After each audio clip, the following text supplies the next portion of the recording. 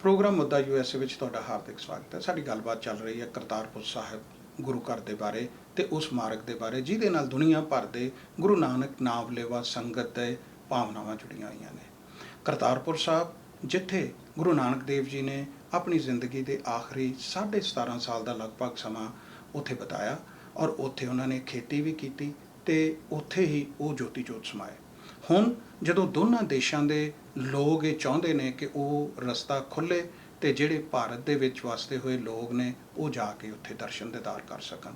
ਇਸ ਸਾਰੇ ਪ੍ਰੋਜੈਕਟ ਨੂੰ ਜਿੱਥੇ ਯੂਨਾਈਟਿਡ ਸਿੱਖ ਮਿਸ਼ਨ ਅਮਰੀਕਾ ਨੇ 2004 ਤੋਂ ਸ਼ੁਰੂ ਕੀਤਾ ਹੋਇਆ ਹੈ, ਉੱਥੇ ਉਹਨਾਂ ਦੇ ਸਹਿਯੋਗ ਦੇ ਨਾਲ ਸਰ ਸੁਰਿੰਦਰ ਸਿੰਘ ਜਿਹੜੇ ਪੇਸ਼ੇ ਵਜੋਂ ਇੰਜੀਨੀਅਰ ਨੇ ਤੇ ਜਿਨ੍ਹਾਂ ਨੇ ਸਟਰਕਚਰਲ ਤੇ ਜੀਓ ਟੈਕਨੀਕਲ ਇੰਜੀਨੀਅਰਿੰਗ ਦੇ ਵਿੱਚ ਮੁਹਾਰਤ ਹਾਸਲ ਕੀਤੀ ਹੈ। ਬਹੁਤ ਸਾਰੇ ਗੁਰੂ ਘਰਾਂ ਦੀ ਜਿਹੜੇ ਡਿਜ਼ਾਈਨ ਨੇ ਉਹ ਕੀਤੇ ਨੇ ਅਮਰੀਕਾ ਦੇ ਵਿੱਚ, ਉਹ ਅੱਜ ਸਾਡੇ ਨਾਲ ਨੇ। ਤੁਹਾਡਾ ਵੀ ਬਹੁਤ ਬਹੁਤ ਸਵਾਗਤ ਹੈ ਸਰ। ਥੈਂਕ ਯੂ ਜੀ। ਅਸੀਂ ਗੱਲਬਾਤ ਕਰ ਰਹੇ ਸੀਗੇ ਕਿ ਉਹ ਕਿਹੜੇ ਅਹਿਮ ਪੱਖ ਨੇ, ਕਿਸ ਤਰੀਕੇ ਨਾਲ ਇਸ ਗੁਰੂ ਘਰ ਨੂੰ ਇਹ ਦਰਸ਼ਨ ਦੀਦਾਰਾਂ ਲਈ ਜਿਹੜੇ ਇੱਥੋਂ ਦੇ ਸਾਡੇ ਸਾਰੇ ਲੋਕ ਨੇ ਉਹ ਜਾ ਕੇ ਉੱਥੇ ਦਰਸ਼ਨ ਦੀਦਾਰ ਕਰ ਸਕਦੇ ਨੇ। ਇਹਦੇ ਭਾਵੇਂ ਕੁਛ ਰਾਜਨੀਤਿਕ ਪੱਖ ਨੇ, ਧਾਰਮਿਕ ਪੱਖ ਨੇ ਔਰ ਸਭ ਤੋਂ ਜ਼ਿਆਦਾ ਹੈ ਜਿਹੜੀਆਂ ਲੋਕਾਂ ਦੀਆਂ ਭਾਵਨਾਵਾਂ ਜੁੜੀਆਂ ਹੋਈਆਂ ਨੇ। ਜੋ ਪ੍ਰੋਜੈਕਟ ਸੁਰਿੰਦਰ ਸਿੰਘ ਜੀ ਨੇ ਤਿਆਰ ਕੀਤਾ ਹੈ ਉਹਦੇ ਬਾਰੇ ਕੁਛ ਵੇਰਵੇ ਅਸੀਂ ਪਿਛਲੇ ਪ੍ਰੋਗਰਾਮ ਦੇ ਵਿੱਚ ਡਿਸਕਸ ਕੀਤੇ ਸੀ। ਤੁਸੀਂ ਸਾਨੂੰ ਇਹਦੇ ਬਾਰੇ ਥੋੜ੍ਹੀ ਜਿਹੀ ਹੋਰ ਜਾਣਕਾਰੀ ਦਿਓ ਕਿ ਇਹਦੇ ਜਿਹੜੇ ਕਿਹੜੇ ਪੱਖ ਨੇ ਜਿਨ੍ਹਾਂ ਦੇ ਨਾਲ ਦੋਨਾਂ ਦੇਸ਼ਾਂ ਨੂੰ ਫਾਇਦਾ ਹੋ ਸਕਦਾ ਹੈ। ਇੱਕ ਤਾਂ ਇਹ ਹੈ ਕਿ ਇਹ ਪਵਿੱਤਰ ਧਰਤੀ ਹੈ ਸਾਡੀ ਕਮਿਊਨਿਟੀ ਲਈ ਜੀ, ਸਿੱਖਾਂ ਲਈ, ਅਤੇ ਉਹਦੇ ਦਰਸ਼ਨ ਦੀ ਬਹੁਤ ਚਾਅ ਹੈ ਸਾਰੇ ਕਮਿਊਨਿਟੀ ਵਾਲਿਆਂ ਨੂੰ ਜੀ। ਅਤੇ ਇਹਦੇ ਵਿੱਚ ਹੈ ਕਿ ਸਾਰੀ ਸੰਗਤ ਇਸ ਵੇਲੇ ਵੀ ਬਾਰਡਰ 'ਤੇ ਜਾਂਦੀ ਆ। ਜਦੋਂ ਵੀ ਅਸੀਂ ਕੋਈ ਸੈਲੀਬ੍ਰੇਟ ਕਰਦੇ ਹਾਂ ਅਤੇ ਉੱਥੇ ਸਥਾਨ ਬਣਿਆ ਆ ਬਾਰਡਰ 'ਤੇ ਜਿੱਥੇ ਖੜ੍ਹੇ ਹੋ ਕੇ ਅਰਦਾਸ ਕਰਦੇ ਨੇ ਅਤੇ ਦਰਸ਼ਨ ਕਰਦੇ ਨੇ। ਉਹਨੇ ਵੈਰੀ ਕਲੀਅਰ ਡੇ ਤੁਸੀਂ ਗੁਰਦੁਆਰਾ ਸਾਹਿਬ ਦੇ ਦਰਸ਼ਨ ਕਰ ਸਕਦੇ ਹਾਂ ਜੀ। ਅਤੇ ਦੂਸਰਾ ਇਹ ਹੈ ਕਿ ਜਦੋਂ ਅਸੀਂ ਇਹ ਕੋਰੀਡੋਰ ਖੁੱਲ੍ਹ ਜਾਵੇਗਾ ਤਾਂ ਉਹਦੇ ਵਿੱਚ ਦੋਨਾਂ ਮੁਲਕਾਂ ਨੂੰ ਫਾਇਦਾ ਹੋਏਗਾ ਇਕਨੋਮਿਕਲੀ। ਅਗਰ ਸੋਚਿਆ ਜਾਵੇ ਤਾਂ ਇਸ ਵੇਲੇ ਗਲੋਬਲ ਅਸੀਂ ਕਮਿਊਨਿਟੀ ਹੈਗੇ ਆ ਅਤੇ ਲੋਕ ਜਿੱਥੇ ਵੀ ਜ਼ਿਆਦਾ ਤੋਂ ਜ਼ਿਆਦਾ ਕੰਟਰੀ ਤੁਸੀਂ ਦੇਖਿਆ ਹੁਣ ਛੋਟੀਆਂ ਜਿਹੜੀਆਂ ਉਹ ਟੂਰਿਜ਼ਮ 'ਤੇ ਡਿਪੈਂਡ ਕਰਦੀਆਂ ਜੀ। ਸੋ ਇਸੇ ਤਰ੍ਹਾਂ ਸਾਡੇ ਇਹ ਦੋਨੋਂ ਸਥਾਨ ਟੂਰਿਜ਼ਮ 'ਤੇ ਨਾਲ ਪ੍ਰਮੋਟ ਹੋਣਗੇ ਤਾਂ ਉਹਦੇ ਨਾਲ ਦੋਨੋਂ ਕੰਟਰੀਆਂ ਨੂੰ ਇਹ ਫਾਇਦਾ ਹੁੰਦਾ ਕਿ ਜਦੋਂ ਵੀ ਟੂਰਿਸਟ ਜਾਂਦੇ ਕਿਸੇ ਕੰਟਰੀ ਤੋਂ ਇਕਨੋਮਿਕ ਬੈਨੀਫਿਟ ਉਹਨੂੰ ਹੁੰਦਾ, ਲੋਕਲ ਕਮਿਊਨਿਟੀ ਹੁੰਦਾ। ਅਤੇ ਇਸੇ ਤਰ੍ਹਾਂ ਵੀ ਜਿਉਂ ਸੰਗਤ ਵੱਧਦੀ ਜਾਏਗੀ ਉਹਦੇ ਨਾਲ ਅਸੀਂ ਡਿਵੈਲਪਮੈਂਟ ਵੀ ਕਰ ਸਕਦੇ ਹਾਂ ਕੋਰੀਡੋਰ ਦੇ ਅਲੋਂਗ ਦਾ ਕੋਰੀਡੋਰ। ਸੋ ਉਹਦੇ ਵਿੱਚ ਤੁਹਾਨੂੰ ਇਕਨੋਮਿਕ ਬੈਨੀਫਿਟ ਹੁੰਦਾ, ਲੋਕਲ ਕਮਿਊਨਿਟੀ ਜਿਹੜੀ ਆ ਉਹਨਾਂ ਨੂੰ ਬੈਨੀਫਿਟ ਹੁੰਦਾ। ਸੋ ਮੇਰੇ ਹਿਸਾਬ ਨਾਲ ਡਿਵੈਲਪਮੈਂਟ ਵਿੱਚ ਦੋਨਾਂ ਦੇਸ਼ਾਂ ਨੂੰ ਫਾਇਦਾ ਹੈ ਇਹਦੇ ਵਿੱਚ ਖੋਲ੍ਹਣ ਦਾ, ਅਤੇ ਇਹਦੇ ਵਿੱਚ ਜਿਹੜੀ ਗੁਰੂ ਸਾਹਿਬ ਦੀ ਬਿਲੀਵ ਕਰਦੇ ਸੰਗਤ ਹੈਗੀ ਉਹਨਾਂ ਦੀ ਸ਼ਰਧਾ ਪੂਰੀ ਹੁੰਦੀ ਹੈ।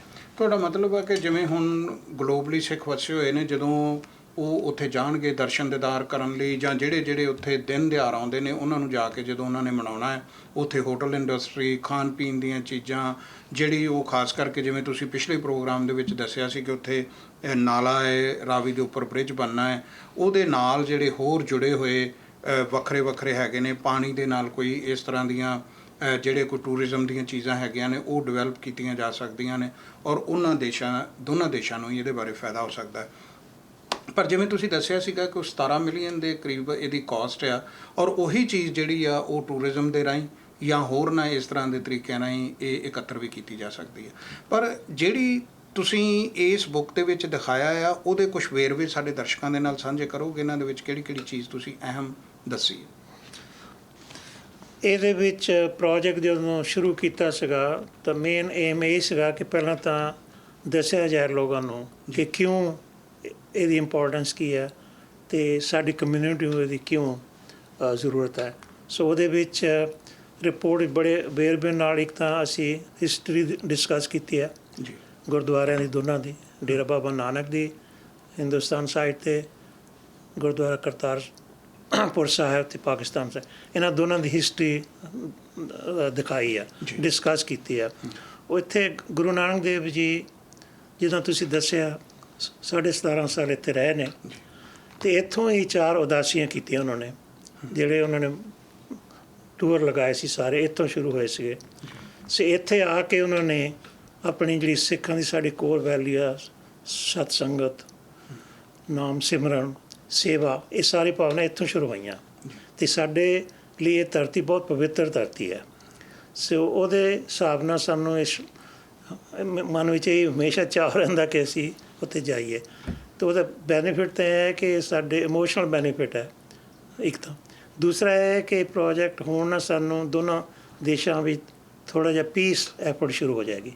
ਉਹਦੇ ਨਾਲ ਤੁਹਾਨੂੰ ਐਟਲੀਸਟ ਡਾਇਲੋਗ ਸ਼ੁਰੂ ਹੋ ਜਾਏਗੀ ਕਿ ਅਸੀਂ ਇਹ ਦੋਨਾਂ ਕੰਟਰੀ ਨਾਲ ਮਿਲ ਕੇ ਕੰਮ ਕਰ ਸਕਦੇ ਹਾਂ ਅਤੇ ਇਹਨੂੰ ਅੱਗੇ ਵਧਾ ਸਕਦੇ ਹਾਂ। ਅਤੇ ਉਹਦੇ ਨਾਲ ਬਾਕੀ ਇਸ਼ੂ ਜਿਹੜੇ ਸਾਡੇ ਕੰਟਰੀਜ਼ ਹੈਗੇ ਉਹ ਵੀ ਅਸੀਂ ਡਿਸਕਸ਼ਨ ਵਿੱਚ ਆ ਸਕਦੇ ਹਾਂ। ਕਿ ਸਾਡੇ ਇਸ ਬੜਾ ਅੱਛਾ ਮੌਕਾ ਇਸ ਵੇਲੇ ਹੈ ਕਿ ਗੁਰੂ ਨਾਨਕ ਦੇਵ ਜੀ ਸਾਰੇ ਸਾਂਝੇ ਗੁਰੂ ਸੀਗੇ, ਅਤੇ ਉਹਨਾਂ ਦੇ ਹਿਸਾਬ ਨਾਲ ਜਿਹੜੀ ਬਰਸੀ ਆ ਰਹੀ 550 ਅਗਲੇ ਸਾਲ, ਇਹ ਬੜਾ ਅੱਛਾ ਮੌਕਾ ਹੈ ਕਿ ਅਸੀਂ ਅੱਛੇ ਰਿਲੇਸ਼ਨ ਕਰ ਸਕੀਏ। ਸੋ ਅਸੀਂ ਸ਼ੁਰੂ ਵਿੱਚ ਰਿਪੋਰਟ ਵਿੱਚ ਇਸਨੂੰ ਪੀਸ ਮਾਰਕ ਕਿਹਾ ਸੀਗਾ। ਸੋ ਪੀਸ ਮਾਰਕ ਤਾਂ 2 ਕੰਟਰੀ 'ਚ ਵੀ ਹੋ ਸਕਦਾ। ਇਹ ਵੀ ਕਿਹਾ ਕਿ ਅਸੀਂ ਸਾਨੂੰ ਮਨ ਦੀ ਸ਼ਾਂਤੀ ਮਿਲਦੀ, ਉਹ ਵੀ ਪੀਸ ਹੈਗਾ, ਕਿਉਂਕਿ ਅਸੀਂ ਸਿੱਖਾਂ ਦੀ ਬਹੁਤ ਪਵਿੱਤਰ ਧਰਤੀ ਹੈ। ਅਤੇ ਉਹਨੂੰ ਅਸੀਂ ਇਹ ਵੀ ਕਹਿ ਸਕਦੇ ਪੀਸ, ਉਹਦੇ ਸਾਹਮਣੇ ਕਹਿ ਸਕਦੇ ਪੀਸ ਮਾਰਕ ਹੈ। ਸੋ ਇਸੇ ਕਰਕੇ ਇਹਦਾ ਨਾਮ ਰਿਪੋਰਟ ਵਿੱਚ ਪੀਸ ਮਾਰਕ ਕੀਤਾ ਗਿਆ ਸੀਗਾ।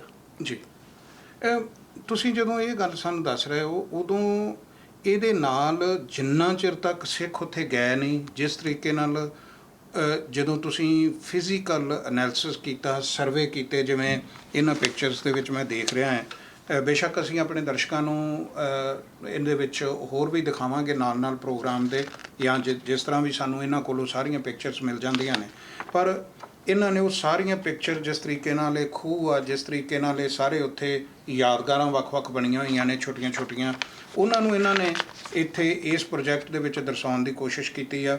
ਜਿਹੜਾ ਡੇਰਾ ਬਾਬਾ ਨਾਨਕ ਵਾਲੀ ਸਾਈਡ 'ਤੇ ਵੀ ਇਹ ਸਾਰਾ ਕੁਝ ਬਣਿਆ ਹੋਇਆ ਆ, ਜਿਸ ਤਰੀਕੇ ਨਾਲ ਜਿਹੜਾ ਉਹ ਸਥਲ ਆ ਜਿੱਥੇ ਇਹ ਦੇਖਦੇ ਨੇ, ਔਰ ਇਹਦੇ ਨਾਲ ਇਹ ਜਿਹੜਾ ਪੂਰਾ ਸਟਰਕਚਰ ਇਹਨਾਂ ਨੇ ਦਿਖਾਇਆ ਕਿ ਕਿੰਨਾ ਰਸਤਾ ਹੈ, ਕਿਹੜੀਆਂ ਉੱਥੋਂ ਰਸਤੇ ਦੇ ਵਿੱਚ ਰੁਕਾਵਟਾਂ ਨੇ, ਉਹਨਾਂ ਨੂੰ ਕਿਵੇਂ ਸਰ ਕੀਤਾ ਜਾ ਸਕਦਾ ਹੈ, ਨਾਲੇ ਨੇ, ਔਰ ਉਹਦੇ ਵਿੱਚ ਇਹ ਜਿਹੜਾ ਬ੍ਰਿਜ ਆ ਉਹਦੇ ਪਿਲਰ ਤੱਕ ਡਿਜ਼ਾਈਨ ਕੀਤੇ ਨੇ, ਉਹਨਾਂ ਨੂੰ ਪ੍ਰੋਪਰ ਢੰਗ ਦੇ ਨਾਲ ਕਿੰਨੇ ਬਾਏ ਕਿੰਨੇ ਦੇ ਪਿਲਰ ਹੋਣਗੇ, ਕਿੰਨਾ ਉਹਨਾਂ ਦੇ ਉੱਤੇ ਕਿਹੜਾ ਚੀਜ਼ ਖਰਚ ਆਉਣੀ ਆ, ਲੋਹਾ, ਸਰੀਆ, ਸੀਮੈਂਟ, ਐਵਰੀਥਿੰਗ, ਉਹ ਚੀਜ਼ਾਂ ਸਾਰੀਆਂ ਜਿਹੜੀਆਂ ਨੇ ਇਹਦੇ ਵਿੱਚ ਇਹਨਾਂ ਨੇ ਮੈਂਸ਼ਨ ਕੀਤੀਆਂ ਨੇ। ਜਿਵੇਂ ਅਸੀਂ ਸਮਝਦੇ ਹਾਂ ਕਿ ਅਸੀਂ ਤਾਂ ਦੇਖ ਹੀ ਰਹੇ ਹਾਂ, ਸਾਡੇ ਦਰਸ਼ਕ ਦੇਖ ਰਹੇ ਨੇ, ਇਹਦੇ ਨਾਲ ਲੋਕਾਂ ਦੀਆਂ ਹੋਰ ਭਾਵਨਾਵਾਂ ਤਾਂ ਡੈਫੀਨੇਟਲੀ ਜੁੜਨਗੀਆਂ, ਪਰ ਤੁਸੀਂ ਜਿਸ ਤਰੀਕੇ ਨਾਲ ਇਹਨੂੰ ਜਦੋਂ ਦੇਖਿਆ ਹੈ ਅਤੇ ਤੁਹਾਡੀਆਂ ਤਾਂ ਭਾਵਨਾਵਾਂ ਹੋਰ ਜ਼ਿਆਦਾ ਜੁੜ ਗਈਆਂ ਨੇ, ਤੁਸੀਂ ਉਤਾਵਲੇ ਹੋ ਰਹੇ ਹੋ ਕਿ ਇਹ ਜਲਦੀ ਤੋਂ ਜਲਦੀ ਖੁੱਲ੍ਹੇ। ਪਰ ਹੁਣ ਅਗਲੀ ਐਫਰਟ ਮੈਂ ਫਿਰ ਤੁਹਾਡੇ ਤੋਂ ਪਿਛਲੇ ਪ੍ਰੋਗਰਾਮ ਦੇ ਵਿੱਚ ਵੀ ਪੁੱਛਿਆ ਸੀ, ਹੁਣ ਵੀ ਮੈਂ ਤੁਹਾਡੇ ਤੋਂ ਇਹੀ ਇਸ ਪ੍ਰੋਗਰਾਮ ਦੇ ਵਿੱਚ ਵੀ ਜਾਣਨਾ ਚਾਹੁੰਦਾ ਕਿ ਸਾਡੇ ਪੰਜਾਬੀਆਂ ਦਾ ਸੁਭਾਅ ਆ, ਖਾਸ ਕਰਕੇ ਸਿੱਖਾਂ ਦਾ, ਕਿ ਅਸੀਂ ਇੱਕ ਝੰਡੇ ਥੱਲੇ ਇਕੱਠੇ ਛੇਤੀ ਕੀਤਿਆਂ ਨਹੀਂ ਹੁੰਦੇ। ਜੇ ਜਿਹੜੀ ਯੂਨਾਈਟਿਡ ਸਿੱਖ ਮਿਸ਼ਨ ਨੇ ਇਹ ਸਾਰਾ ਕੁਝ ਸ਼ੁਰੂ ਕੀਤਾ ਹੈ, ਹੁਣ ਇਹਨੂੰ ਕਿੱਥੇ ਰੁਕਾਵਟਾਂ ਆ ਰਹੀਆਂ ਨੇ? ਕਿਉਂ ਇਹ ਇੰਨੇ ਸਾਲਾਂ ਬਾਅਦ, ਹੁਣ ਜਦੋਂ ਤੁਸੀਂ ਦੱਸਿਆ ਕਿ ਨਵਜੋਤ ਸਿੱਧੂ ਦੇ ਉੱਥੇ ਜਾਣ ਤੋਂ ਬਾਅਦ ਇਸ ਫਿਰ ਚੀਜ਼ ਨੇ ਜ਼ੋਰ ਫੜਿਆ, but at the same time 550 ਸਾਲਾਂ ਜਿਹੜੇ ਆ ਉਹ ਗੁਰਪੁਰਬ ਦੇ ਆ ਰਹੇ ਨੇ, ਕਿਵੇਂ ਅਸੀਂ ਇਹਨੂੰ ਸਰ ਕਰੀਏ? ਜਿਸ ਤਰ੍ਹਾਂ ਨਾਲ ਇਹ ਸੋਲਿਡ ਪਲਾਨ ਬਣਾਈ ਹੈ, ਉਸੇ ਤਰ੍ਹਾਂ ਦੀ ਸਾਨੂੰ ਸੋਲਿਡ ਪਲਾਨ ਦੱਸੋ ਤਾਂ ਕਿ ਸਾਡੇ ਦਰਸ਼ਕ ਤੇ ਅਸੀਂ ਸਾਰੇ ਰਲ ਮਿਲ ਕੇ ਇਹਦੇ 'ਤੇ ਕੰਮ ਕਰ ਸਕੀਏ। ਮੇਰੇ ਹਿਸਾਬ ਨਾਲ ਸਾਡੇ ਵੀ ਇੱਕ ਬੇਸਿਸ ਹੈਗਾ ਰਿਪੋਰਟ ਦਾ, ਜਿਹਦੇ ਵਿੱਚ ਸਾਰੀਆਂ ਡੀਟੇਲ ਡਿਸਕਸ ਕੀਤੀਆਂ, ਜਿਹੜੇ ਇਸ਼ੂ ਸਾਨੂੰ ਆਉਣੇ ਆ ਡਿਸਕਸ ਕਰਨ ਲਈ ਗਵਰਨਮੈਂਟ ਦੇ ਨਾਲ, ਉਹ ਵੀ ਡਿਸਕਸ ਕੀਤੇ ਇਹਦੇ। ਸਭ ਤੋਂ ਜ਼ਿਆਦਾ ਸਿਕਿਉਰਿਟੀ ਦਾ ਇਸ਼ੂ ਹੈ ਜਿਹੜਾ ਦੋਨੋਂ ਗਵਰਨਮੈਂਟ ਲਈ ਬਹੁਤ ਅਹਿਮ ਹੈ। ਸੋ ਉਹਦੇ ਲਈ ਸਾਨੂੰ ਇਹ ਕੋਸ਼ਿਸ਼ ਚਾਹੀਦੀ ਹੈ ਕਿ ਅਸੀਂ ਅਪਰੋਚ ਕਰੀਏ ਗਵਰਨਮੈਂਟ ਨੂੰ, ਉਹਨਾਂ ਨੂੰ ਦੱਸੀਏ ਕਿ ਪ੍ਰੋਜੈਕਟ ਕੀ ਹੈ, ਇਹਦੀ ਇੰਪੋਰਟੈਂਸ ਕੀ ਹੈ, ਸਾਨੂੰ ਕਿਉਂ ਇਹ ਬਣਾਉਣਾ ਚਾਹੀਦਾ।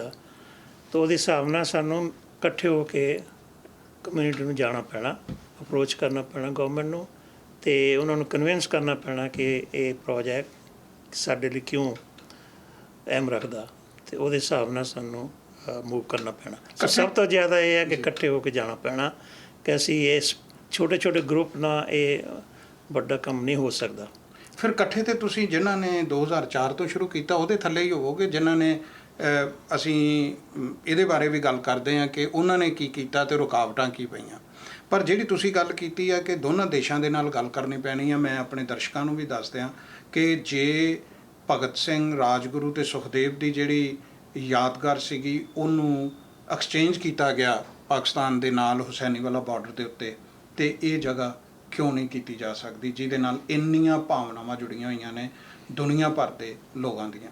ਔਰ ਮੈਂ ਤੁਹਾਡੇ ਵੀ ਗਿਆਨ ਵਾਸਤੇ ਦੱਸ ਦਿੰਦਾ ਕਿ ਮੈਂ ਉਸ ਏਰੀਏ ਨੂੰ ਡਿਸਟ੍ਰਿਕਟ ਤਰਨਤਾਰਨ ਨੂੰ ਬਿਲੋਂਗ ਕਰਦਾ। ਉੱਥੇ ਖੇਮਕਰਨ ਦੇ ਲਾਗੇ ਰਤੂਕੇ ਇੱਕ ਜਗ੍ਹਾ ਆ ਜਿੱਥੇ ਇੱਕ ਮਜ਼ਾਰ ਦੇ ਉੱਪਰ ਦੋਨੋਂ ਦੇਸ਼ਾਂ ਦੇ ਲੋਕ ਇਕੱਠੇ ਹੁੰਦੇ ਨੇ, ਸਿੱਖ ਵੀ ਮੁਸਲਮਾਨ ਵੀ, ਸਾਰੇ ਲੋਕ ਉੱਥੇ। ਔਰ ਉਹਦੇ ਵਾਸਤੇ ਤਾਰਾਂ ਲੱਗੀਆਂ ਹੋਈਆਂ ਨੇ, ਪਰ ਉਹ ਉੱਥੇ ਆ ਕੇ ਉਸ ਮਜ਼ਾਰ ਦੇ ਉੱਤੇ ਸਿਜਦਾ ਤੇ ਦੋਵੇਂ ਆਪਣੇ ਸ਼ਰਧਾ ਦੇ ਫੁੱਲ ਪੇਂਟ ਕਰਦੇ ਨੇ। ਜੇ ਉੱਥੇ ਸਿਕਿਉਰਿਟੀ ਨੂੰ ਅਜਿਹਾ ਖਤਰਾ ਨਹੀਂ ਹੈ, ਉੱਥੇ ਇਹ ਕੁਝ ਹੋ ਸਕਦਾ ਮਹੀਨੇ 'ਚ ਇੱਕ ਵਾਰ ਹੁੰਦਾ ਹੈ, ਤੇ ਇੱਥੇ ਵੀ ਇਹ ਚੀਜ਼ ਹੋ ਸਕਦੀ ਹੈ। ਪਰ ਮੈਂ ਅੱਜ ਵੀ ਇਹ ਸਮਝਦਾ ਸੁਰਿੰਦਰ ਸਿੰਘ ਜੀ ਕਿ ਕਿਤੇ ਨਾ ਕਿਤੇ ਇਹ ਕਮੀ ਸਾਡੇ ਆਪਣੇ ਵਿੱਚ ਹੀ ਆ। ਅਸੀਂ ਕਿਸੇ ਨੂੰ ਦੋਸ਼ ਨਹੀਂ ਦੇ ਸਕਦੇ ਜੇ ਅਸੀਂ ਸੁਹਿਰਦਤਾ ਨਾਲ ਅੱਜ 550 ਸਾਲ ਆ ਰਿਹਾ, ਇਹ ਸਾਨੂੰ 2 ਸਾਲ ਪਹਿਲਾਂ ਵੀ ਪਤਾ ਸੀ, 3 ਸਾਲ ਪਹਿਲਾਂ ਵੀ ਪਤਾ ਸੀ, 5 ਸਾਲ ਪਹਿਲਾਂ ਵੀ ਪਤਾ ਸੀ। ਔਰ ਇਹ ਕੋਸ਼ਿਸ਼ ਵਾਸਤੇ ਤੁਹਾਡੇ ਵਰਗੇ ਜਿਹੜੇ ਲੋਕ ਨੇ ਉਹਨਾਂ ਨੂੰ ਹੋਰ ਯਤਨ ਕਰਨੇ ਪੈਣੇ ਨੇ, ਔਰ ਇਹ ਕੋਸ਼ਿਸ਼ਾਂ ਜਿਹੜੀਆਂ ਨੇ ਸਾਨੂੰ ਆਰੰਭਣੀਆਂ ਪੈਣੀਆਂ ਨੇ। ਮੈਂ ਬਹੁਤ ਸਾਰੇ ਪੱਖ ਜਿਹੜੇ ਨੇ ਉਹਨਾਂ ਦੇ ਸਟਰਕਚਰ ਦੇ ਬਾਰੇ ਤੁਹਾਡੇ ਨਾਲ ਗੱਲਬਾਤ ਕੀਤੀ ਸੀ। ਅਜੇ ਕੁਝ ਹੋਰ ਗੱਲਾਂ ਨੇ ਜਿਹੜੀਆਂ ਇਸ ਤੋਂ ਅਗਲੇ ਪੜਾਅ ਲਈ ਅਸੀਂ ਕਿਹੜੇ ਪੜਾਅ ਨੇ ਜਿਨ੍ਹਾਂ ਦੇ ਰਾਹੀਂ ਅਸੀਂ ਇਸ ਮੰਜ਼ਿਲ ਨੂੰ ਸਰ ਕਰਨਾ ਹੈ, ਇਹਦੇ ਬਾਰੇ ਮੈਂ ਤੁਹਾਡੇ ਤੋਂ ਇਹ ਆਪਣੇ ਦਰਸ਼ਕਾਂ ਲਈ ਕੁਝ ਸਵਾਲ ਤੇ ਕੁਝ ਤੁਹਾਡੇ ਸੁਝਾਅ ਚਾਹਾਂਗਾ ਕਿ ਤੁਸੀਂ ਸਾਡੇ ਨਾਲ ਜ਼ਰੂਰ ਸਾਂਝੇ ਕਰੋ। ਪਰ ਇਸ ਛੋਟੀ ਜਿਹੀ ਬ੍ਰੇਕ ਤੋਂ ਬਾਅਦ ਹੁਣੇ ਵਾਪਸ ਪਰਤ ਰਹੇ।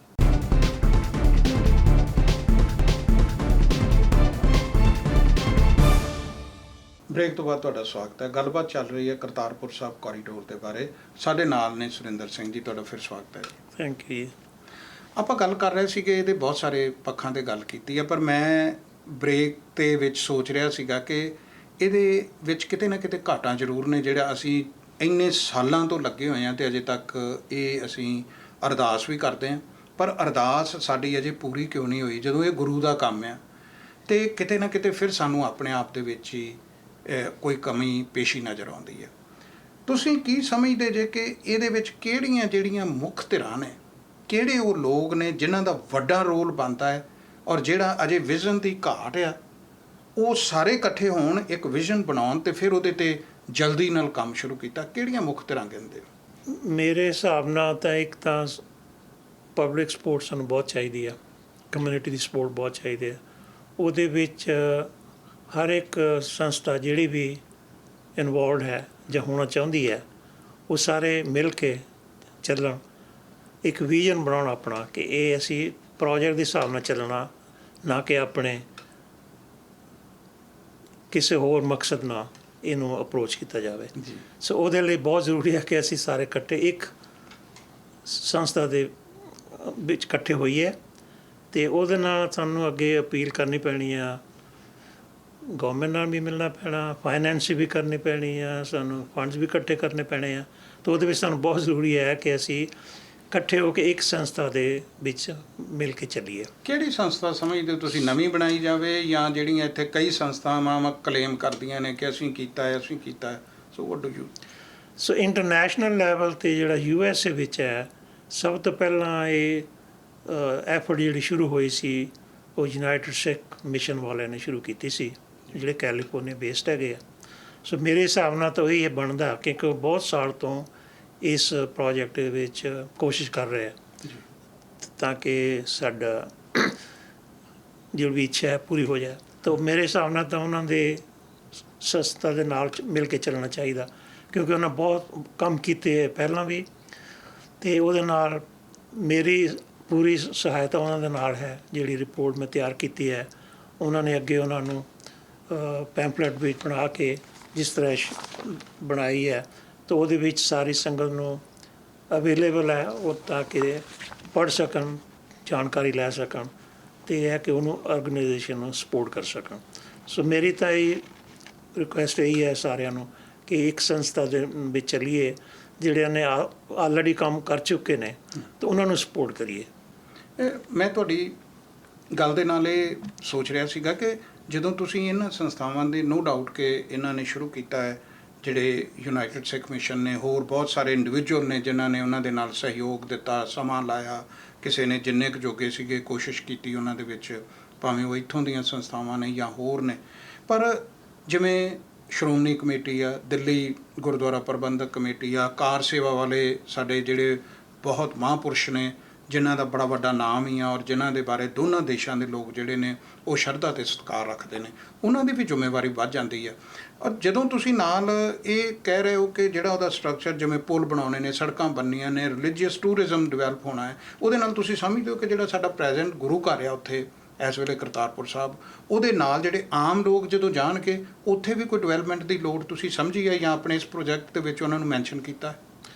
ਹਾਂਜੀ, ਜੇ ਇੱਕ ਵਾਰੀ ਸਾਡਾ ਪ੍ਰੋਜੈਕਟ ਅਪਰੂਵ ਹੋ ਜਾਏ ਜਾਂ ਗਵਰਨਮੈਂਟ ਨਾਲ ਮੰਨ ਜਾਵੇ ਤਾਂ ਸਾਨੂੰ ਕਾਫੀ ਇੰਪਰੂਵਮੈਂਟ ਕਰਨੀਆਂ ਪੈਣਗੀਆਂ, ਕਿਉਂਕਿ ਇਸ ਵੇਲੇ ਜਿਹੜਾ ਗੁਰਦੁਆਰਾ ਸਾਹਿਬ ਕਰਤਾਰਪੁਰ ਹੈ ਜੀ, ਉਹ ਸਿਰਫ ਗੁਰਦੁਆਰਾ ਹੀ ਹੈ ਉੱਥੇ, ਅਤੇ ਉੱਥੇ ਕਈ ਨਵੀਆਂ ਚੀਜ਼ਾਂ ਸਾਨੂੰ ਕਰਨੀਆਂ ਪੈਣਗੀਆਂ ਜਿਹੜੀਆਂ ਮੈਂ ਇਹ ਰਿਪੋਰਟ ਵਿੱਚ ਦਿਖਾਈਆਂ ਨੇ। ਸਭ ਤੋਂ ਪਹਿਲਾਂ ਤਾਂ ਸਾਨੂੰ ਬਾਰਡਰ 'ਤੇ ਫੈਸਿਲਿਟੀ ਬਣਾਉਣੀ ਪਏਗੀ, ਜੇ ਤੋਂ ਅਸੀਂ ਜਾਂ ਵੀਜ਼ਾ ਲੈਣਾ ਜਾਂ ਕੋਈ ID ਲੈ ਕੇ ਅੱਗੇ ਜਾਣਾ। ਉੱਥੇ ਸਾਨੂੰ ਇਹ ਵੀ ਜ਼ਰੂਰਤ ਹੈ ਕਿ ਅਸੀਂ ਕੋਈ ਜੁਆਇੰਟ ਅਰੇਂਜਮੈਂਟ ਕਰ ਲਈਏ ਬੱਸਾਂ ਵਗੈਰਾ ਦਾ, ਉਹ ਵੀ ਫੈਸਿਲਿਟੀ ਬਣਾ ਸਕਦੇ ਹਾਂ ਉੱਥੇ। ਕਈ ਬੰਦੇ ਪੈਦਲ ਜਾਣਾ ਚਾਹੁੰਦੇ ਆ, ਉਹ ਤਾਂ ਠੀਕ ਹੈ, ਆਪਣਾ ਵਾਪਸ ਵੀ ਆ ਸਕਦੇ ਆ, ਪਰ ਕਈ ਜਿਹੜੇ ਬਜ਼ੁਰਗ ਹੈ ਉਹ ਸਾਨੂੰ ਚਾਹੀਦਾ ਕਿ ਅਸੀਂ ਫੈਸਿਲਿਟੀ ਬਣਾਈ ਜਾਵੇ ਤਾਂ ਕਿ ਉਹ ਜੁਆਇੰਟਲੀ ਬੱਸਾਂ ਜਾਂ ਕਿਸੇ ਹੋਰ ਤਰ੍ਹਾਂ ਜਾ ਸਕਣ, ਮੱਥਾ ਟੇਕ ਕੇ ਵਾਪਸ ਆ ਸਕਣ। ਸੋ ਫੈਸਿਲਿਟੀ ਸਾਨੂੰ ਬਣਾਉਣੀ ਪੈਣੀ ਬਾਰਡਰ 'ਤੇ। ਸੋ ਉਹ ਰਿਪੋਰਟ ਵਿੱਚ ਉਹਦੀ ਕਨਸੈਪਚੁਅਲ ਡਿਜ਼ਾਈਨ ਸ਼ੋਅ ਕੀਤਾ ਹੈ। ਇਹਦੇ 'ਚ ਦਿਖਾਓਗੇ ਕਿੱਥੇ ਤੁਸੀਂ ਇਹਨੂੰ ਸ਼ੋਅ ਕੀਤਾ ਹੈ? ਮੈਨੂੰ ਦਿਓ ਜੀ ਇੱਕ ਸੈਕਿੰਡ। ਮੈਂ ਦੇਖ ਰਿਹਾ ਸੀਗਾ ਕਿ ਕੁਛ ਇਹਦੇ ਵਿੱਚ ਜਿਸ ਤਰੀਕੇ ਨਾਲ ਤੁਸੀਂ ਇਹ ਕੀਤਾ ਹੈ, ਬਿਲਟ ਏ ਨਿਊ ਲਾਰਜ ਹਾਲ, ਜਾਂ ਇਸੇ ਤਰ੍ਹਾਂ ਬਾਰਡਰ 'ਤੇ ਤਾਂ ਫੈਸਿਲਿਟੀ ਬਣਾਉਣੀ ਹੀ ਪੈਣੀ ਆ, ਪਰ ਇਸ ਵੇਲੇ ਸਾਡੇ ਕੋਲ ਕਰਤਾਰਪੁਰ ਸਾਹਿਬ ਗੁਰਦੁਆਰੇ ਦੇ ਨੇੜੇ ਸਾਨੂੰ ਇੰਨੀਆਂ ਸਹੂਲਤਾਂ ਨਹੀਂ ਹੈ, ਤਾਂ ਉੱਥੇ ਸਾਨੂੰ ਕਾਫੀ ਇੰਪਰੂਵਮੈਂਟ ਕਰਨੀਆਂ ਪੈਣਗੀਆਂ ਜੀ। ਸੋ ਉਹਦੇ ਵਿੱਚ ਰਿਪੋਰਟ ਵਿੱਚ 5-6 ਆਈਟਮ ਮੈਂ ਇਨਕਲੂਡ ਕੀਤੇ ਆ ਜਿਹੜੇ ਮਿਨੀਮਮ ਸਾਨੂੰ ਉੱਥੇ ਬਣਾਉਣੇ ਪੈਣਗੇ। ਥੋੜ੍ਹੇ ਹਾਈਲਾਈਟ ਸਾਡੇ ਸੋ ਉਹਦੇ ਵਿੱਚ ਪਹਿਲਾਂ ਤਾਂ ਇੱਕ ਸਾਨੂੰ ਬਹੁਤ ਵੱਡਾ ਕੰਗਰੀਗੇਸ਼ਨ ਹਾਲ ਬਣਾਉਣਾ ਪੈਣਾ, ਕਿਉਂਕਿ ਇਸ ਵੇਲੇ ਜਿਹੜੇ ਗੁਰਦੁਆਰਾ ਸਾਹਿਬ ਦਾ ਪ੍ਰਕਾਸ਼ ਹੁੰਦਾ ਹੈ ਉਹ 2nd ਫਲੋਰ 'ਤੇ ਹੈ। ਸੋ ਉਹ ਛੋਟੇ ਜਿਹੇ ਕਮਰੇ ਵਿੱਚ ਹੀ ਹੁੰਦਾ ਹੈ ਅਤੇ ਉਹਦੇ ਆਸ-ਪਾਸ ਇੰਨੀ ਜਗ੍ਹਾ ਨਹੀਂ ਹੈ, ਤਾਂ ਸਾਨੂੰ ਇਹ ਹਾਲ ਇੱਕ ਸਾਈਡ 'ਤੇ ਬਣਾਉਣਾ ਪੈਣਾ। ਸੋ ਰਿਪੋਰਟ ਵਿੱਚ ਮੈਂ ਸ਼ੋਅ ਕੀਤਾ ਹੈ ਕਿ ਕਿਸ ਸਾਈਡ ਨੂੰ ਬਣ ਸਕਦਾ, ਕਿਸ ਤਰ੍ਹਾਂ ਉਹਨੂੰ ਡਿਵੈਲਪ ਕਰ ਸਕਦਾ। ਉਸ ਤੋਂ ਬਾਅਦ ਤੇ ਤੁਸੀਂ ਦੱਸਿਆ ਵੈਸਟ ਸਾਈਡ ਹੈ ਮੇਰੇ ਖਿਆਲ 'ਚ, ਜਾਂ ਉਹਦੇ ਨਾਲ ਇੱਕ ਪੂਰਾ ਪਲਾਨ ਸ਼ੋਅ ਕੀਤਾ ਹੈ। ਅਤੇ ਉਹਦੇ ਵਿੱਚ ਸਾਰੀਆਂ ਜਿਹੜੀਆਂ ਨਵੀਆਂ ਫੈਸਿਲਿਟੀ ਬਣਾਉਣੀਆਂ ਉਹ ਸ਼ੋਅ ਕੀਤੀਆਂ ਹੈ ਰਿਪੋਰਟ ਵਿੱਚ। ਅਤੇ ਹਾਲ ਜਿਹੜਾ ਇਸ ਵੇਲੇ ਸ਼ੋਅ ਕੀਤਾ ਹੈ ਉਹ ਸਾਊਥ ਵੈਸਟ ਸਾਈਡ ਨੂੰ ਬਣਦਾ, ਜਿਹੜਾ ਐਂਟਰੈਂਸ ਦੀ ਸਾਈਡ ਨੂੰ ਹੈਗਾ। ਅਤੇ ਇਸੇ ਤਰ੍ਹਾਂ ਸਾਨੂੰ ਇੱਕ ਨਵਾਂ ਲੰਗਰ ਹਾਲ ਬਣਾਉਣਾ ਪੈਣਾ। ਇਸ ਵੇਲੇ ਜਿਹੜਾ ਲੰਗਰ ਹਾਲ ਬਹੁਤ ਛੋਟੀ ਜਗ੍ਹਾ ਹੈ, ਜਿਹੜੀ ਹਾਲ ਦੇ ਵਿੱਚ ਛੋਟਾ ਕਮਰਾ ਬਣਿਆ ਹੈ ਉਹਦੇ ਵਿੱਚ ਹੈ। ਸੋ ਸਾਨੂੰ ਲੰਗਰ ਹਾਲ ਬਹੁਤ ਜ਼ਰੂਰੀ ਬਣਾਉਣਾ ਪਏਗਾ। ਉਸ ਤੋਂ ਬਾਅਦ ਸਾਨੂੰ ਰਹਿਣ ਲਈ ਅਕੋਮੋਡੇਸ਼ਨ ਚਾਹੀਦੀਆਂ, ਸਰਾਂ ਬਣਾਉਣੀਆਂ ਪੈਣੀਆਂ, ਕਿਉਂਕਿ ਇਸ ਵੇਲੇ ਬਹੁਤ ਲਿਮਿਟਡ ਹੈਗੀ ਆ ਉੱਥੇ ਜਗ੍ਹਾ ਜਿੱਥੇ ਅਸੀਂ ਰਾਤ ਨੂੰ ਰਹਿਣਾ ਹੋਵੇ ਤਾਂ ਰਹਿ ਸਕਦੇ ਹਾਂ, ਜਾਂ ਜਿਹੜੀ ਸੰਗਤ ਬਾਹਰੋਂ ਆਉਂਦੀ ਆ ਉਹਨਾਂ ਨੂੰ ਸਹੂਲਤਾਂ ਹਜੇ ਨਹੀਂ ਹੈਗੀਆਂ, ਸੋ ਉਹ ਵੀ ਬਣਾਉਣੀਆਂ ਪੈਣੀਆਂ। ਉਸ ਤੋਂ ਬਾਅਦ ਸਾਨੂੰ ਇਹ ਪਾਰਕਿੰਗ ਵੀ ਬਣਾਉਣੀ ਪੈਣੀ ਹੈ, ਕਿਉਂਕਿ ਕਾਫੀ ਲੋਕ ਜਿਹੜੇ ਕਾਰਾਂ ਜਾਣਗੀਆਂ ਜਦੋਂ ਬ੍ਰਿਜ ਬਣ ਜਾਏਗਾ, ਸੋ ਸਾਨੂੰ ਪਾਰਕਿੰਗ ਡਿਵੈਲਪ ਕਰਨੀ ਪੈਣੀ ਆ। ਉਹ ਵੀ ਜਿਹੜਾ ਕਨਸੈਪਚੁਅਲ ਮੈਪ ਸ਼ੋਅ ਕੀਤਾ ਹੈ ਉਹਦੇ ਵਿੱਚ ਇਹ ਸ਼ੋਅ ਕੀਤਾ ਕਿ ਕਿੱਥੇ ਉਹ ਬਣ ਸਕਦੀਆਂ। ਇਸੇ ਤਰ੍ਹਾਂ ਐਂਟਰੈਂਸ ਜਿਹੜੀ ਆ ਉਹ ਬੜੀ ਅੱਛੀ ਤਰ੍ਹਾਂ ਬਣਾਉਣੀ ਪੈਣੀ ਗੁਰਦੁਆਰੇ ਲਈ, ਜਿਸ ਤਰ੍ਹਾਂ ਸਾਡੇ ਅੰਮ੍ਰਿਤਸਰ ਸਾਹਿਬ ਬਣੇ ਆ। ਸੋ ਉਸੇ ਤਰ੍ਹਾਂ ਸਾਨੂੰ ਐਂਟਰੈਂਸ ਬੜੀਆਂ ਸੋਹਣੀਆਂ ਬਣਾਉਣੀਆਂ ਪੈਣਗੀਆਂ। ਸੋ ਇਹ ਉਹਦੇ ਇਲਾਵਾ ਸਾਨੂੰ ਜਿਹੜੀ ਸੜਕ ਹੈ ਇਸ ਵੇਲੇ ਜ਼ਿਆਦਾ ਤੋਂ ਜ਼ਿਆਦਾ ਕੱਚੀ ਸੜਕ ਹੈ ਗੁਰਦੁਆਰੇ ਦੇ ਨੇੜੇ, ਸਿਰਫ ਇੱਕ ਛੋਟੀ ਜਿਹੀ 2 ਲੇਨ ਦੀ ਸੜਕ ਗੁਰਦੁਆਰੇ ਨੂੰ ਜਾਂਦੀ ਹੈ। ਸੋ ਸਾਨੂੰ ਉਹ ਵੀ ਵਾਈਡਨ ਕਰਨਾ ਪੈਣਾ, ਉੱਤੇ ਵੀ ਤਾਂ ਬੁਲੀਵਾਰਡ ਟਾਈਪ ਬਣਾਉਣਾ ਪੈਣਾ ਤਾਂ ਕਿ ਲੈਂਡਸਕੇਪ ਕਰ ਸਕੇ, ਅੱਛੀ ਤਰ੍ਹਾਂ ਨਾਲ ਸਜਾ ਸਕੀਏ। ਸੋ ਜਦੋਂ ਲੋਕ ਜਾਣਗੇ ਤਾਂ ਇਹ ਬੜੀ ਪ੍ਰਿਸਟੀਨ ਜਗ੍ਹਾ ਹੈ ਜਿੱਥੇ ਸਾਨੂੰ ਇੰਪਰੂਵਮੈਂਟ ਕਾਫੀ ਕਰਨੀਆਂ ਪੈਣਗੀਆਂ। ਤਾਂ ਉਹਦੇ ਲਈ ਸਾਰਿਆਂ ਸੰਸਥਾਵਾਂ ਦੀ ਸਾਨੂੰ ਸਹਿਯੋਗ ਹੋਏਗਾ, ਸਾਨੂੰ ਪੈਸੇ ਵੀ ਇਕੱਠੇ ਕਰਨੇ ਪੈਣਗੇ। ਸੋ ਜਿੰਨੇ ਵੀ ਸਾਡੇ ਸ਼ਰਧਾਲੂ ਲੋਕ ਹੈ ਸਾਰਿਆਂ ਦਾ ਕੰਟਰੀਬਿਊਸ਼ਨ ਹੋਏਗਾ ਇਸ ਡਿਵੈਲਪਮੈਂਟ ਵਿੱਚ। ਜਿਸ ਤਰੀਕੇ ਦੇ ਨਾਲ ਸਾਰੀ ਗੱਲ ਹੁਣ ਤੱਕ ਕੀਤੀ ਗਈ ਆ, ਨਤੀਜੇ ਇਹੀ ਸਾਹਮਣੇ ਆਉਂਦੇ ਨੇ ਕਿ ਸਾਡੇ ਕੋਲ ਪ੍ਰੋਜੈਕਟ ਵੀ ਤਿਆਰ ਹੈ, ਭਾਵਨਾਵਾਂ ਵੀ ਹੈਗੀਆਂ ਨੇ, ਸਮਰੱਥਾ ਵੀ ਹੈਗੀ ਆ। ਉਹ ਭਾਵੇਂ ਫਿਜ਼ੀਕਲ ਸਮਰੱਥਾ ਦੀ ਗੱਲ ਕਰੀਏ ਜਾਂ ਆਰਥਿਕ ਸਮਰੱਥਾ ਦੀ ਗੱਲ ਕਰੀਏ, ਇਸ ਵੇਲੇ ਦੁਨੀਆ ਭਰ ਦੇ ਵਿੱਚ ਫੈਲਿਆ ਹੋਇਆ ਸਿੱਖ ਇੰਨਾ ਕੁ ਸਮਰੱਥ ਹੈ ਕਿ ਜੇ ਉਹਨਾਂ ਨੂੰ ਇਸ ਗੱਲ ਦੇ ਬਾਰੇ ਦੋਨਾਂ ਸਰਕਾਰਾਂ ਨੇ ਹਾਂ ਕਰ ਦਿੱਤੀ ਪੈਸੇ ਪੱਖੋਂ, ਇਹ ਦਿਨਾਂ ਦੀ ਨਹੀਂ ਮਿੰਟਾਂ ਦੇ ਵਿੱਚ ਇਹ ਪ੍ਰੋਜੈਕਟ ਦੀ ਜਿਹੜਾ ਅਮਾਊਂਟ ਹੈ ਉਹ ਇਕੱਠਾ ਹੋ ਸਕਦਾ ਹੈ। ਪਰ ਬਾਰ-ਬਾਰ ਗੱਲ ਇਹਨਾਂ ਵੱਲੋਂ ਕੀਤੀ ਜਾ ਰਹੀ ਆ ਇਕੱਠੇ ਹੋਣ ਦੀ। ਇਕੱਠੇ ਕਦੋਂ ਤੇ ਕਿਵੇਂ ਹੋਣਾ ਹੈ, ਇਹਦੇ ਬਾਰੇ ਸਿੱਖਾਂ ਦੀ ਦੁਬਿਧਾ ਸਿੱਖਾਂ ਨੂੰ ਬਹੁਤ ਪਿੱਛੇ ਲੈ ਗਈ ਹੈ। ਪਰ ਅੱਜ ਜਦੋਂ ਦੋਨਾਂ ਸਰਕਾਰਾਂ ਦੇ ਵਿੱਚ ਸਿੱਖਾਂ ਦਾ ਜ਼ੋਰ ਵੀ ਹੈ ਤੇ ਸਿੱਖਾਂ ਦੀ ਗੱਲ ਸੁਣੀ ਵੀ ਜਾ ਰਹੀ ਹੈ, ਚਾਹੇ ਉਹ ਇਸ ਵੇਲੇ ਅਸੀਂ ਕਿਸੇ ਵੀ ਰਾਜਨੀਤਿਕ ਪਾਰਟੀ ਨਾਲ ਜੁੜੇ ਹੋਈਏ, ਚਾਹੇ ਅਸੀਂ ਕਿਸੇ ਵੀ ਤਰ੍ਹਾਂ ਦੇ ਵਿਚਾਰਧਾਰਕ ਪਲੇਟਫਾਰਮਾਂ ਦੇ ਉੱਤੇ ਖਲੋਤੇ ਹੋਈਏ, ਪਰ ਇਸ ਮੁੱਦੇ ਨੂੰ ਲੈ ਕੇ ਨਾ ਰਾਜਨੀਤੀ ਲਈ ਜਗ੍ਹਾ ਹੈ, ਨਾ ਇੱਥੇ ਹਉਮੈ ਤੇ ਈਗੋ ਲਈ ਕੋਈ ਜਗ੍ਹਾ ਬਚਦੀ ਹੈ। ਕਦੋਂ ਅਸੀਂ ਇਸ ਸਾਰੇ ਪ੍ਰੋਜੈਕਟ ਨੂੰ ਅਗਲੇ ਪੜਾਅ ਤੇ ਲੈ ਕੇ ਜਾਣਾ ਹੈ, ਇਹ ਆਉਂਦੇ ਦਿਨਾਂ ਦੇ ਵਿੱਚ ਤੁਹਾਡੇ ਸੁਝਾਵਾਂ ਦੀ ਸਾਨੂੰ ਉਡੀਕ ਰਹੇਗੀ। feedback@ptcnetwork.tv ਦੇ ਉੱਤੇ ਤੁਸੀਂ ਆਪਣੇ ਸੁਝਾਅ ਵੀ ਭੇਜ ਸਕਦੇ ਹੋ। ਸਾਨੂੰ ਤੁਹਾਡੇ ਸੁਝਾਵਾਂ ਦੀ ਵੀ ਉਡੀਕ ਰਹੇਗੀ ਔਰ ਇਸ ਪ੍ਰੋਗਰਾਮ ਨੂੰ ਜੋ ਵੀ ਇਸ ਪ੍ਰੋਗਰਾਮ ਦੇ ਵਿੱਚੋਂ ਤੁਹਾਡੇ ਤੱਕ ਗੱਲ ਪਹੁੰਚੀ ਆ, ਇਹਦੇ ਬਾਰੇ ਤੁਸੀਂ ਆਪਣੇ ਤੌਰ ਦੇ ਉੱਤੇ ਜਿਹੜੀਆਂ ਸੰਸਥਾਵਾਂ ਇੱਥੇ ਅਸੀਂ ਜ਼ਿਕਰ ਕੀਤਾ ਹੈ ਉਹਨਾਂ ਦੇ ਨਾਲ ਸੰਪਰਕ ਕਰਕੇ ਹੋਰ ਆਪਣੇ ਰਾਏ ਦੇ ਸਕਦੇ ਹੋ।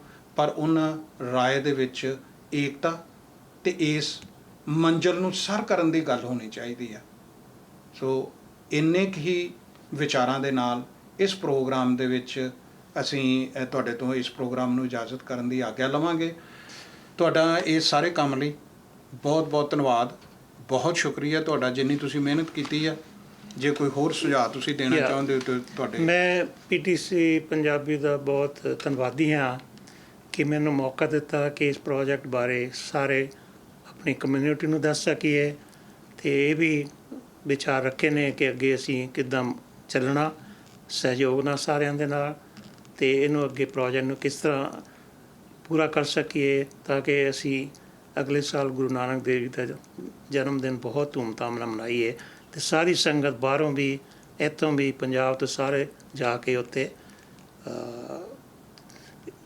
ਆਪਣੀ ਸ਼ਰਧਾ ਪੂਰੀ ਕਰੀਏ ਜਿਹੜੀ ਸਾਡੀ। ਸੋ ਸਾਰਿਆਂ ਦਾ ਧੰਨਵਾਦ, ਪੀਟੀਸੀ ਪੰਜਾਬੀ ਦਾ ਧੰਨਵਾਦ, ਤੁਹਾਡਾ ਸਾਰਿਆਂ ਦਾ ਬਹੁਤ ਬਹੁਤ ਧੰਨਵਾਦ, ਆਪਣੇ ਦਰਸ਼ਕਾਂ ਦਾ ਫਿਰ ਤੋਂ ਧੰਨਵਾਦ। ਤੁਸੀਂ ਦੇਖਦੇ ਰਹੋ ਪੀਟੀਸੀ, ਨਵਾਂ ਪ੍ਰੋਗਰਾਮ ਲੈ ਕੇ ਫਿਰ ਤੁਹਾਡੇ ਹਾਜ਼ਰ ਹੋਵਾਂਗੇ। ਤਦ ਤੱਕ ਲਈ ਦਿਓ ਸਾਨੂੰ ਇਜਾਜ਼ਤ।